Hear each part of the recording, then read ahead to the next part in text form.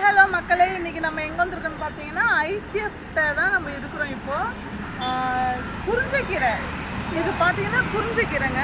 பாருங்கள், இந்த கீரை பார்த்தீங்கன்னா உடம்புக்கு ரொம்ப நல்லதுங்க. இது வந்து இந்த சுகர் பேஷண்ட் சாப்பிட்லாம். அப்புறம் இந்த விக்கல் வருது பார்த்தீங்களா, நான் சாப்பிட்டு விக்கல் வரும், ஒரு சில பேருக்கு வரும். எங்கள் மச்சானுக்கு எங்கள் அம்மாவுக்குலாம் இருந்திருக்கு. எங்கள் அம்மா என்ன பண்ணுவாங்கன்னா, ஆடு மேய்க்கும் போது இந்த கீரை பிச்சுட்டு வந்து நைட் அடுப்பில் அதான் கிள்ளி போட்டு அதில் ஜீரகம் சின்ன வெங்காயம் போட்டு நல்லா எரிய விட்டு வச்சுருவாங்க. அது காலையில் அதோட தண்ணி எடுத்து குடிப்பாங்க. இது பழைய சோத்துக்கு தொட்டு சாப்பிட்டா அவ்வளோ ஒரு சூப்பராக இருக்குங்க. இப்போ நான் பிச்சு எடுத்துகிட்டு போகிறதுக்காக தான் வந்திருக்கேன். எனக்கு ரொம்ப பிடிக்கும், இந்த கீரை எனக்கு ரொம்ப பிடிக்கும்.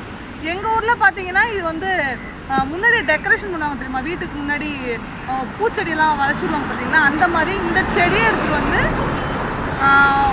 வளர்ப்பாங்க. இங்கே பார்த்தீங்கன்னா இது வந்து அதாவது மணி பிளான்ட்டுக்கு பதிலாக. ஆமாம், மணி பிளான்ட்டுக்கு பதிலாக இங்கே இந்த கீரை நிறைய கிடைக்கும். இந்த கீரையை வந்து யாரும் பார்த்தீங்கன்னா இதை லைக் பண்ண மாட்டேன்றாங்க. இதுக்கு பேர் என்ன, விஷக்கீரையா? விஷக்கீரை கிடையாதுங்க, இதுக்கு பேர் குறிஞ்சக்கீரை. உடம்புக்கு ரொம்ப நல்லது.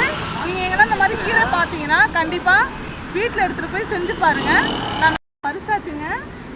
இது நாளைக்கு எப்படி செய்யறதுன்னு சொல்லிட்டு நான் வீடியோ போடுறேன். பிடிச்சிருந்தா லைக் பண்ணுங்கள். பாய்.